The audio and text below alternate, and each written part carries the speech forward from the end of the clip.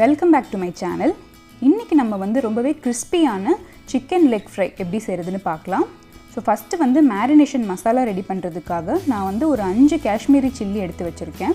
So அதோட காம்பெல்லாம் எடுத்துகிட்டு நம்ம வந்து சுடுதண்ணி ஆட் பண்ணி இதை வந்து ஊற வைக்க போகிறோம் ஒரு 15 நிமிஷத்துக்கு. ஸோ இது வந்து ரொம்பவே காரம் வந்து கம்மியாக இருக்கக்கூடிய மிளகாய் தான். ஸோ அதனால தான் வந்து 5 மிளகாய் எடுத்திருக்கேன். ஸோ சுடுதண்ணியில் ஊற வச்சிடலாம்.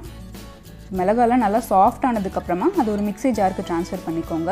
இது கூடவே 2 துண்டு இஞ்சி, அப்புறமா ஒரு 4 பல் பூண்டு, 1 டீஸ்பூன் சீரகம், 1 டீஸ்பூன் மிளகு, அப்புறமா 2 டேபிள் ஸ்பூன் அளவு தயிர் சேர்த்து நல்லா திக்கான பேஸ்ட் மாதிரி அரைச்சி எடுத்துக்கலாம்.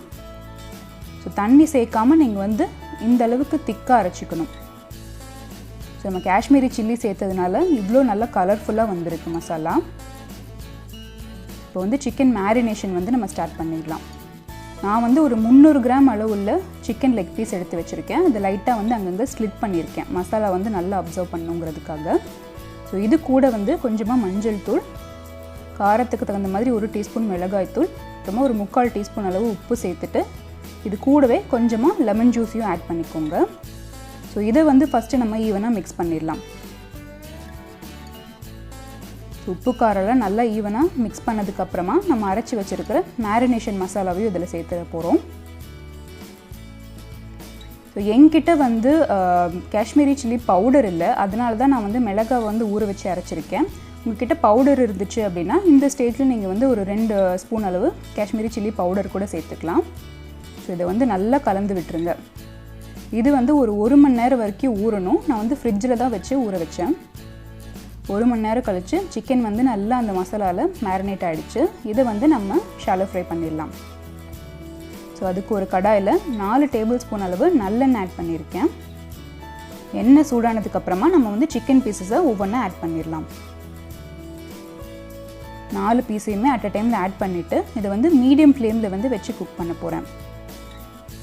ஸோ 2 மினிட்ஸ் வந்து ஒரு சைடு நல்லா குக் ஆகிடுச்சு. இப்போ வந்து அடுத்த சைடு வந்து நம்ம வந்து திருப்பி விட்டுடலாம். எண்ணெய் வந்து ஓரளவு நீங்கள் ஆட் பண்ணால் தான் வந்து அடி பிடிக்காமல் இருக்கும். இல்லைன்னா நம்ம வந்து ஆட் பண்ண மசாலா தான் வந்து ஃபஸ்ட்டு கரிஞ்சு போகும். பட் சிக்கன் வந்து ஒரு மாதிரி பர்ன்ட் ஸ்மெல் வந்துடும். அதனால் இந்தளவுக்கு அட்லீஸ்ட் எண்ணெய் வந்து நீங்கள் ஆட் பண்ணால் தான் வந்து கரெக்டாக வரும்.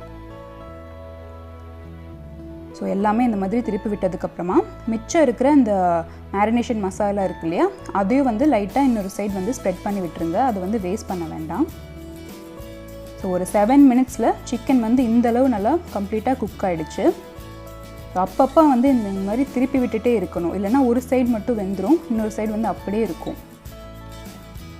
ஸோ டீப் ஃப்ரை பண்ணுறதுக்கு பதிலாக இந்த மாதிரி நீங்கள் வந்து ஷாலோ ஃப்ரை மாதிரி பண்ணி பாருங்கள். ஸோ அதை விட இது வந்து எண்ணெய் வந்து கம்மியாக நமக்கு வந்து யூஸ் ஆகும், ப்ளஸ் வந்து ரொம்ப அதே மாதிரி டேஸ்ட்டும் கிறிஸ்பியாகவும் இருக்கும்.